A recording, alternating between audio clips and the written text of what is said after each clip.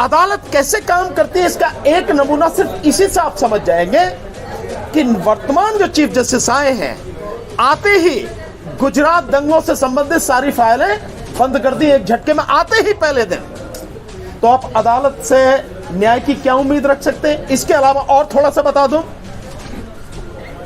अभी justice N V Ramana जो इनसे पहले, इस समय जस्टिस यू ललित साहब हैं, इनसे पहले जो चीफ जस्टिस रहे हैं वो तकरीबन 1.5 साल चीफ जस्टिस रह के गए।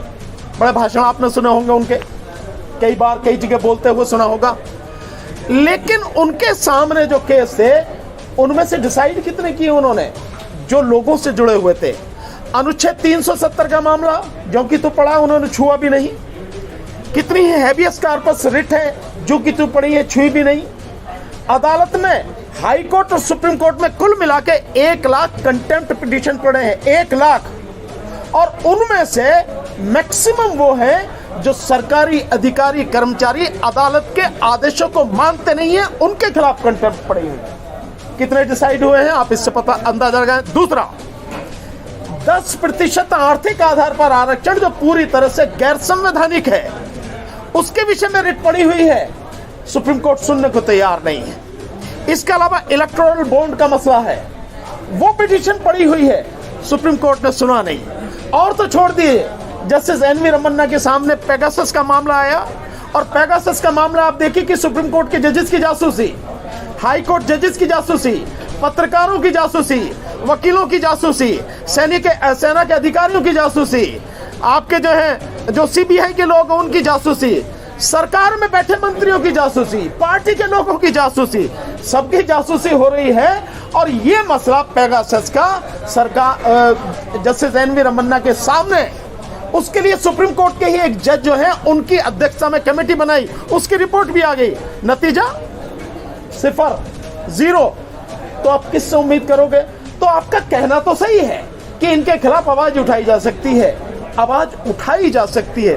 बात यह है कि सुनने वाला और उसको जो है उसको फैसला देने वाला, न्याय देने वाला कौन है? कोई नहीं।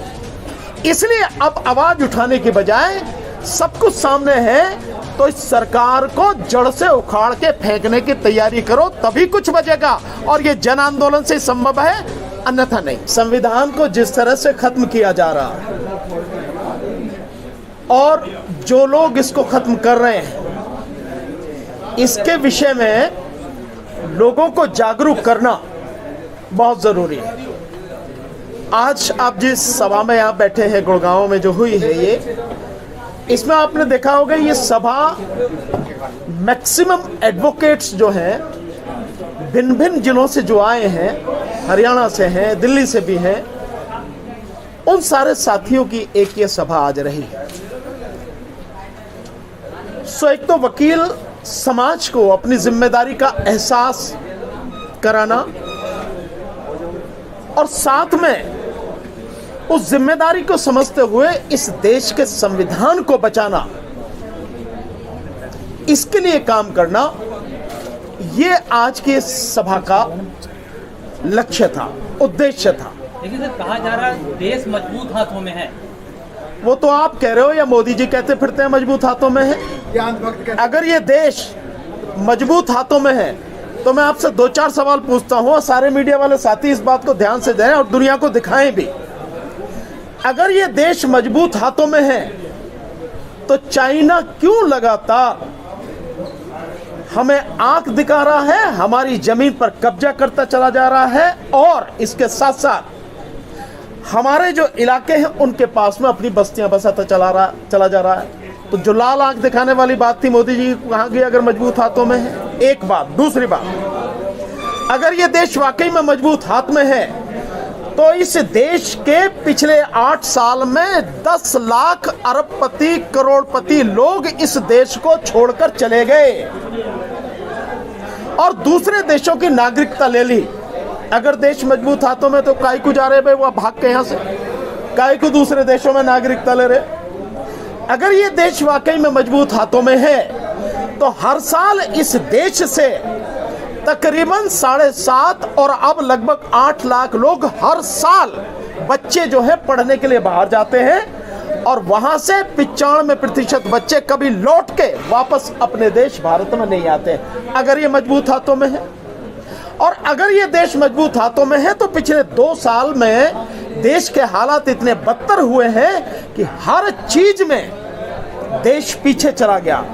लोकतंत्र के मामले में पीछे, भूखमरी में बुरी हालत है, और अभी जो आंकड़े आए हैं पिछले 2 साल में 23 करोड़ लोग गरीबी की रेखा से और नीचे चले गए। ये उनसे अलग है जो पहले थे सरकारी आंकड़ों के हिसाब से, उनसे अलग 23 करोड़ लोग गरीबी की रेखा से नीचे चले गए।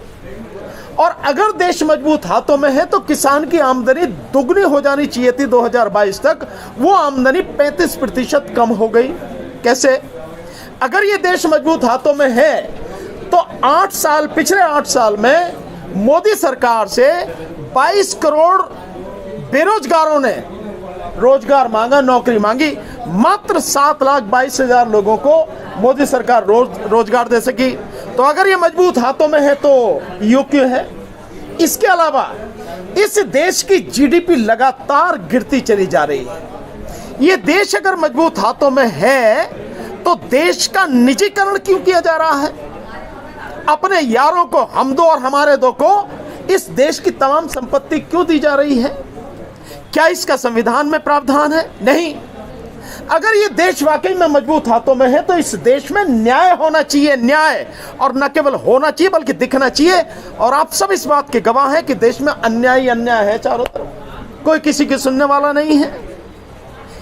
ये सारी चीजों को देखकर अब बताओ कि देश मजबूत हाथों में है या सच्चाई कुछ और? इसमें मैं भी एक बात ऐड करना चाहूँगा।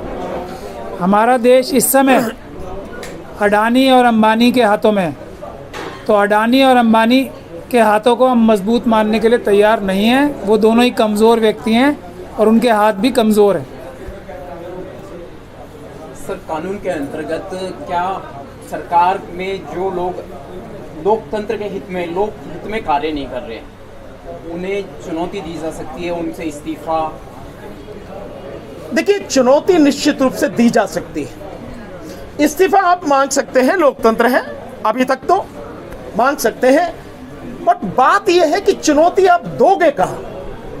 अगर आप सरकार को चुनौती दोगे, सरकारी स्तर पर चुनौती दोगे, सरकार में चुनौती दोगे, तो किससे कहोगे जाके? वही तो सब कुछ रेड़ की निशानी है। सब तबाह करने वाले, बर्बाद करने वाले तो वही है। तो जो लुटेरा है, बर्बाद करने वाला है, उससे क्या कहोगे भैया? वो कैसे बचाएगा? एक बात। दूसरी जो जगह आती है या जहां किसी को उम्मीद हो सकती है वो है अदालत। अदालत कैसे काम करती है इसका एक नमूना सिर्फ इसी से आप समझ जाएंगे कि वर्तमान जो चीफ जस्टिस आए हैं, आते ही गुजरात दंगों से संबंधित सारी फाइलें बंद कर दी एक झटके में, आते ही पहले दिन। तो आप अदालत से न्याय की क्या उम्मीद रख सकते हैं? इसके अलावा और थोड़ा सा बता दूं, अभी जस्टिस एनवी रमन्ना, जो इनसे पहले, इस समय जस्टिस यू ललित साहब हैं, इनसे पहले जो चीफ जस्टिस रहे हैं वो तकरीबन 1.5 साल चीफ जस्टिस रह के गए। बड़े भाषण आपने सुने होंगे उनके, कई बार कई जगह बोलते हुए सुना होगा। लेकिन उनके सामने जो केस थे उनमें से डिसाइड कितने किए उन्होंने? जो लोगों से जुड़े हुए थे। अनुच्छेद 370 का मामला जो कि तो पढ़ा, उन्होंने छुआ भी नहीं। कितनी हैबियस कॉर्पस रिट है जो कि तो पढ़ी है, छुई भी नहीं। अदालत में हाई कोर्ट और सुप्रीम कोर्ट में कुल मिला के 1 लाख कंटेम्प्ट पिटीशन पड़े हैं, 1 लाख। और उनमें से मैक्सिमम वो हैं जो सरकारी अधिकारी कर्मचारी अदालत के आदेशों को मानते नहीं है, उनके खिलाफ कंटेम्प्ट पड़ी हुई। कितने डिसाइड हुए हैं आप इससे पता अंदाजा लगाएं। दूसरा, 10% आर्थिक आधार पर आरक्षण जो पूरी तरह से गैर संवैधानिक है, उसके विषय में रिट पड़ी हुई है, सुप्रीम कोर्ट सुनने को तैयार नहीं है। इसके अलावा इलेक्टोरल बॉन्ड का मसला है, वो पिटीशन पड़ी हुई है, सुप्रीम कोर्ट ने सुना नहीं। और तो छोड़ दिए, जस्टिस एनवी रमन्ना के सामने पेगासस का मामला आया, और पेगासस का मामला आप देखिए कि सुप्रीम कोर्ट के जजेस की जासूसी, हाई कोर्ट जजेस की जासूसी, पत्रकारों की जासूसी, वकीलों की जासूसी, सेना के अधिकारियों की जासूसी, आपके जो है जो सीबीआई के लोग हैं उनकी जासूसी, सरकार में बैठे मंत्रियों की जासूसी, पार्टी के लोगों की जासूसी, सबकी जासूसी हो रही है। और ये मसला पेगासस का सरकार जस्टिस एन.वी. रमन्ना के सामने, उसके लिए सुप्रीम कोर्ट के ही एक जज जो है उनकी अध्यक्षता में कमेटी बनाई, उसकी रिपोर्ट भी आ गई, नतीजा 0, 0। तो आप किससे उम्मीद करोगे? तो आपका कहना तो सही है कि इनके खिलाफ आवाज उठाई जा सकती है, आवाज उठाई जा सकती है। बात यह है कि सुनने वाला और उसको जो है उसको फैसला देने वाला, न्याय देने वाला कौन है? कोई नहीं। इसलिए अब आवाज उठाने की बजाय सब कुछ सामने है, तो इस सरकार को जड़ से उखाड़ के फेंकने की तैयारी करो, तभी कुछ बचेगा। और ये जन आंदोलन से संभव है, अन्यथा नहीं। सर, सरकार कह रही है कि भाई गुलामी की जो मानसिकता है उससे अब हमें निकलना पड़ेगा बौद्धिक तौर पर।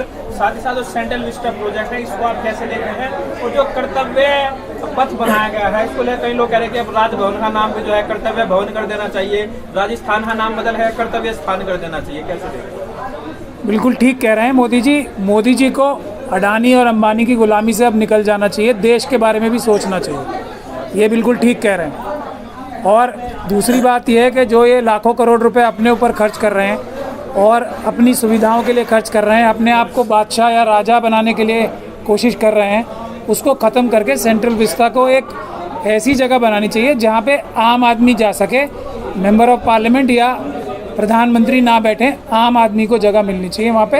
ये बिल्कुल ठीक बात कह रहे हैं मोदी जी। देखो, ये कर्तव्य पथ की जो बात कही है, मैं महमूद भाई की बात को आगे बढ़ाता हूँ। कर्तव्य उस व्यक्ति को याद होता है जो गुलामी से मुक्त हो। मोदी जी को तो अंबानी अडानी की गुलामी करने से ही फुर्सत नहीं है।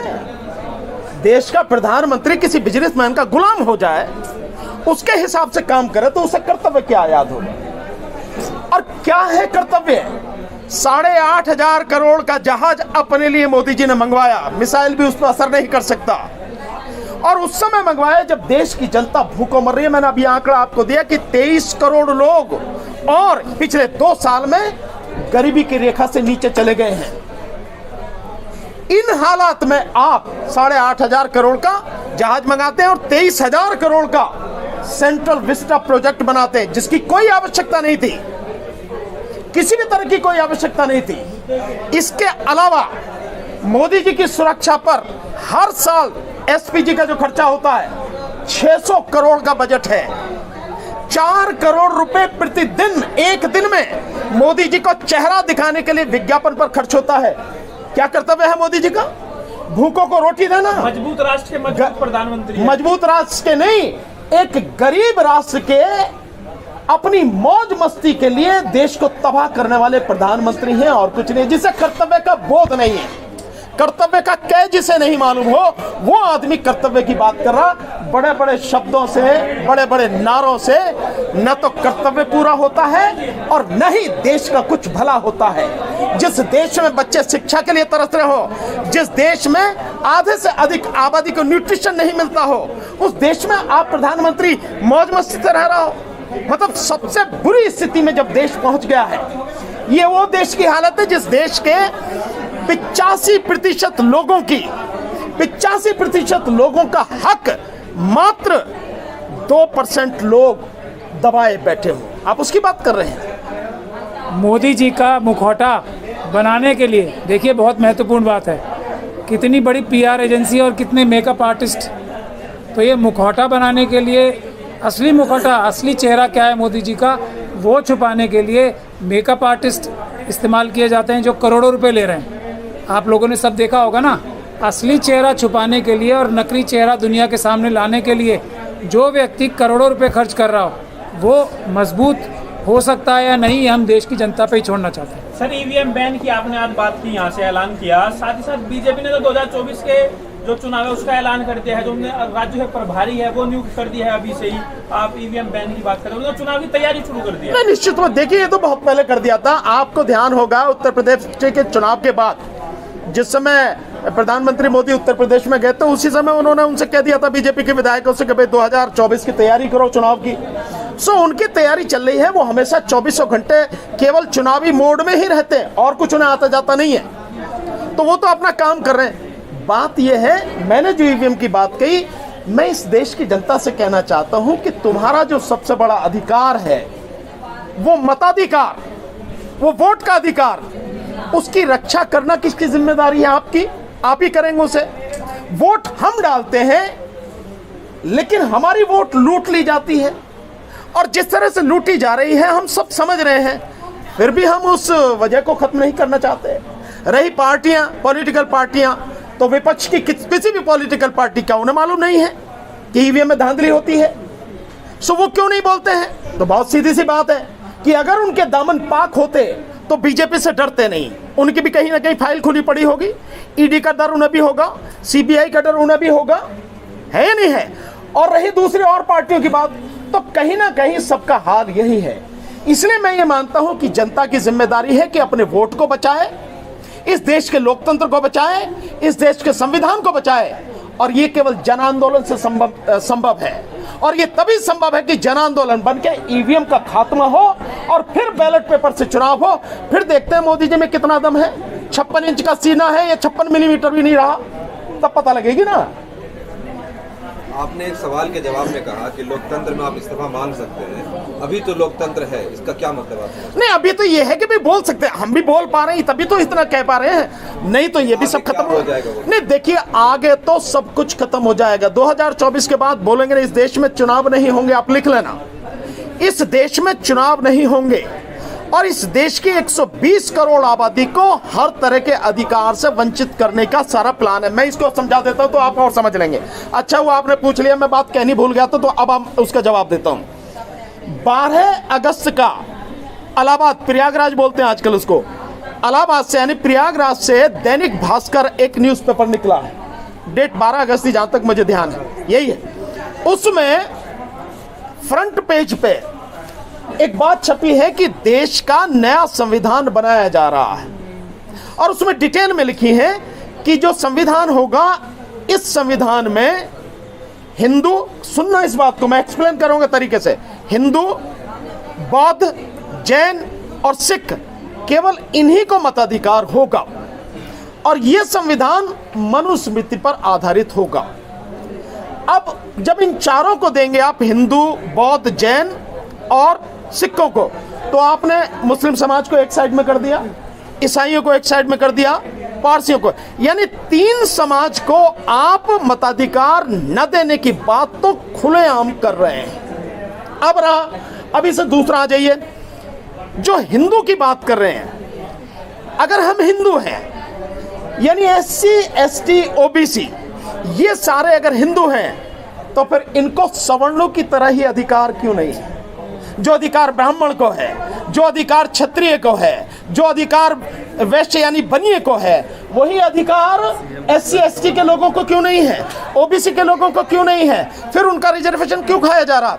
कहने के लिए SC, ST का रिजर्वेशन आज की तारीख में 22.5% है, 15% SC का, 7.5% ST का, लेकिन वर्तमान में जो प्रैक्टिकली है वो कितना है? मुश्किल से 9%। और OBC, जिस OBC की आबादी 52% है, उस अभी तो जातिगत जनगणना का जो मामला चल रहा है उसको हम साइड में कर दें, लेकिन मंडल कमीशन के हिसाब से जो रिपोर्ट है उसके हिसाब से 52% है। 52% में से आपने उसको रिजर्वेशन कितना दिया? 27%। और एक्चुअल में कितना है? वो है आज की तारीख में 5 से 6% पूरा, बस इतना। और आपको बता देता हूं, हायर एजुकेशन में OBC का 1% आरक्षण नहीं है। आप देखिए, जिसमें professor, assistant professor, associate professor, madam यहाँ पर बैठी हैं, उसमें 93 से लेकर 94% किसका है? सवर्णों का, और मैक्सिमम उसमें ब्राह्मण है। ये रिजर्वेशन का है। इसके अलावा जो OBC की बात है और SC, ST के आरक्षण की बात है, धीरे धीरे आप इसको खत्म करते चले जा रहे हैं। 2 चीजों को समझे। नंबर 1, कहीं भी देश के संविधान में यह नहीं है कि आरक्षण 50% तक होगा, कहीं नहीं लिखा है। लेकिन इस देश की सुप्रीम कोर्ट ने बैन लगा दिया कि 50% से ज्यादा आरक्षण नहीं होगा। क्यों लगाया? क्योंकि उनकी मानसिकता वही ब्राह्मणवादी मानसिकता है, वही ऊंचे नीचे वाली मानसिकता है, वही भेदभाव वाली मानसिकता है। इस देश में जो लोग रह रहे हैं, तो मान्यवर साहब काशीराम जी ने जो कहा कि जिसकी जितनी संख्या बारी उतनी उसकी हिस्सेदारी, तो दो उसको उतना। लेकिन क्योंकि आपकी मानसिकता नहीं है, तो पहले तो सुप्रीम कोर्ट ने लगा दिया कि 50% से ज्यादा नहीं होगा। अब दूसरा 10% आपने आर्थिक आधार पर आरक्षण दे दिया। सो कितना हो गया? 50.5% पहले था, 10% ये तो 60.5% आरक्षण हो गया। SC ST OBC को मिला के कितना था? 49.5। इसमें से 10% और कम कर दो, कितना रह गया? 39.5। और है प्रैक्टिकल में कितना? मात्र 9% SC ST का और 5 से 6% उनका, इसे 15% मान लो। सो ये 85% आरक्षण कौन खा रहा है? 85%। अगर तुम हमें हिंदू कहते हो, अगर तुम हमें बराबरी से मानते हो, तो फिर ये 85% क्यों है? तुम्हारी आबादी 15% है, 15% में तुम रहो और 85% हमें दो। ईमानदारी की अगर बात है तो इसलिए जो ये कहा गया है कि हिंदू, बौद्ध, जैन और सिख इनको अधिकार होंगे, जो हिंदुओं में SC ST और OBC होंगे इनको ये क्योंकि शूद्र हैं उनके हिसाब से मनुस्मृति लागू है, तो मनुस्मृति में ब्राह्मण, क्षत्रिय, वैश्य और शूद्र में ये सारे हैं SC ST OBC। सो इनको कोई अधिकार नहीं है, इनको केवल अधिकार है कि ऊपर के ये तीनों हैं ब्राह्मण, क्षत्रिय, वैश्य, इनकी सेवा करें।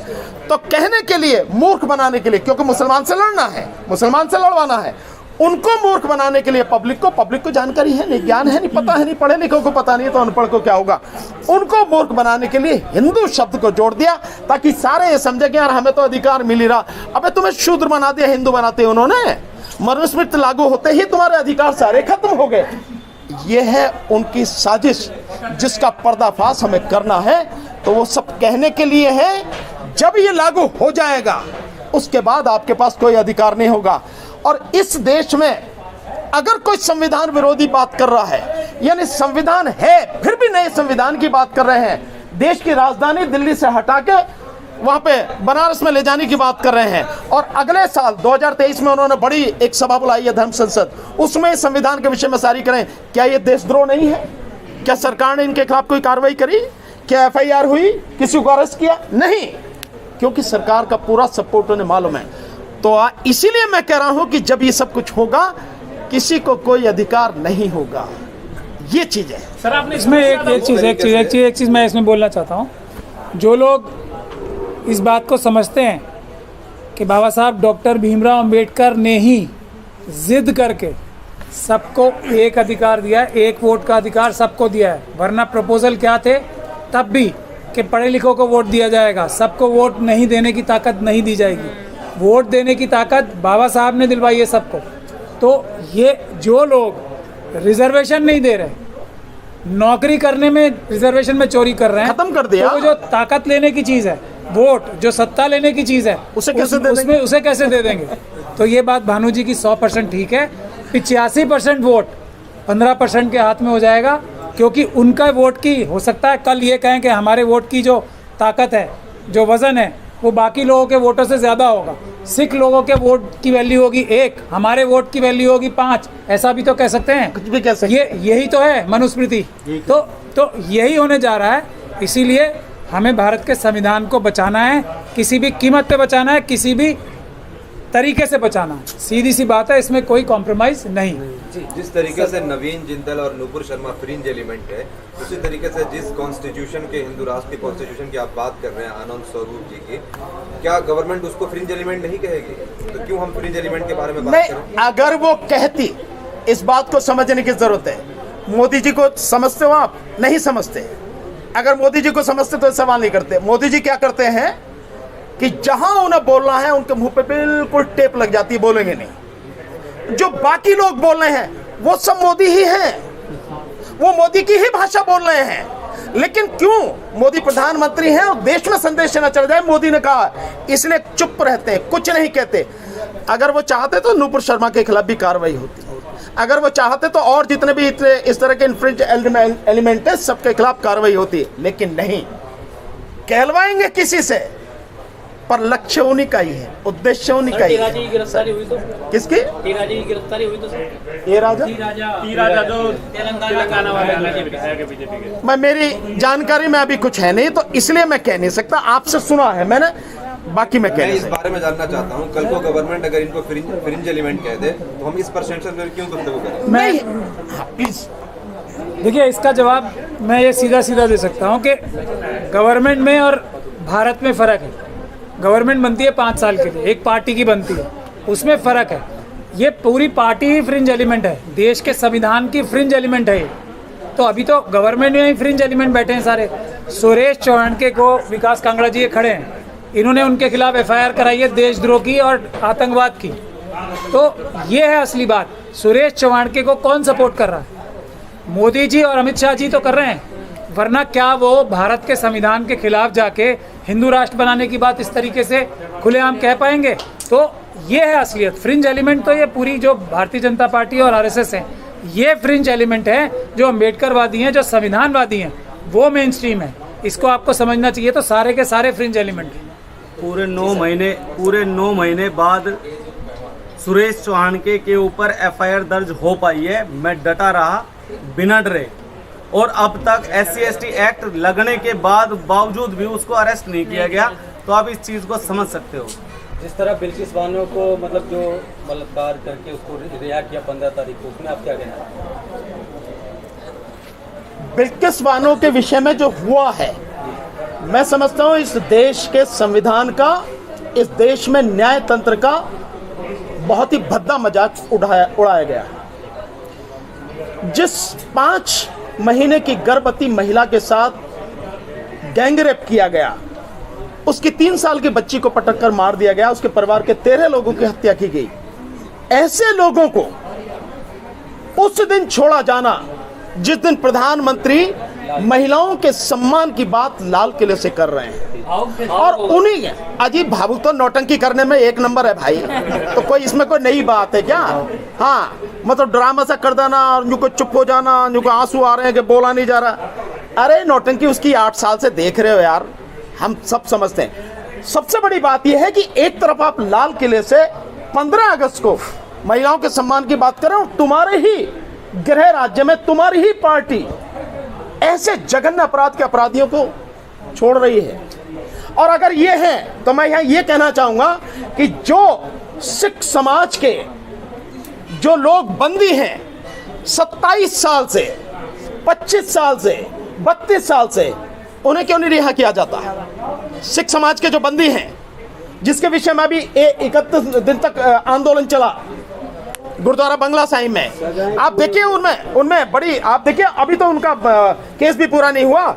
भाई साहब महमूद पराचा जी जो हैं, उसमें एक मुख्य साथी हैं जिनको 1995 में जगतार सिंह हवारा साहब, अभी तो उनका केस ही चल रहा।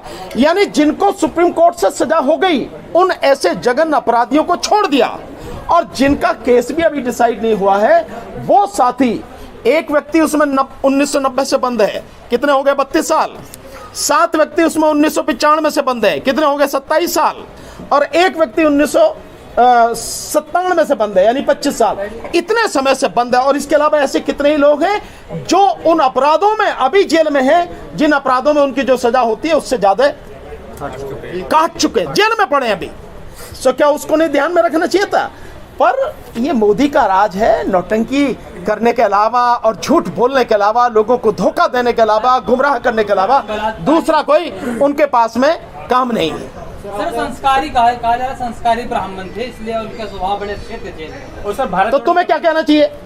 तुम्हें क्या कहना चाहिए? यानी जो व्यक्ति 5 महीने की गर्भवती के साथ में सामूहिक बलात्कार में शामिल है, वो लोग संस्कारी हैं? अगर सही मायने में आदमी एक कानून को ध्यान में न रखे और अगर अपना आपा खो दे, तो सड़क पे खींच के चीर के मार दे, खत्म कर देगा उन्हें। ये इस सजा के हकदार हैं। और केवल उन्होंने बलात्कार ही नहीं किया, सामूहिक बलात्कार, बल्कि उन्होंने उस परिवार के 13 लोगों की हत्या की। इनको संस्कारी कह रहे हो?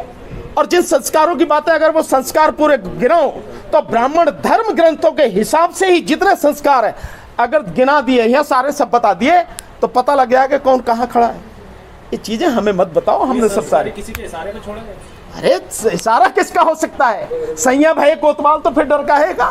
जब लाल किले से जो सब कुछ संभालने वाले करने वाले तो किसने छोड़ा होगा? तो किस वजह से? कांग्रेस भारत जोड़ो यात्रा निकाले, बढ़िया बात है भाई, दुआ करो ना भारत जुड़ जावे। और इससे भी ज्यादा मैं तो ये कहूँगा, दुआ ये करो कि जुड़े ना जुड़े जैसी भी स्थिति में पर खड़ा जरूर हो जाए इकट्ठा होके, ताकि बीजेपी का सुपड़ा साफ 2024 में किया जा सके। क्या लगता है राहुल जी प्रधानमंत्री बनेंगे? तो राहुल जी से पूछे यार, मेरे से काहे पूछ रहा? जिसका अगर 272 MP राहुल जी के पास में होंगे, उनको सपोर्ट करेंगे, तो कोई भी उन्हें प्रधानमंत्री बनने से नहीं रोक सकता।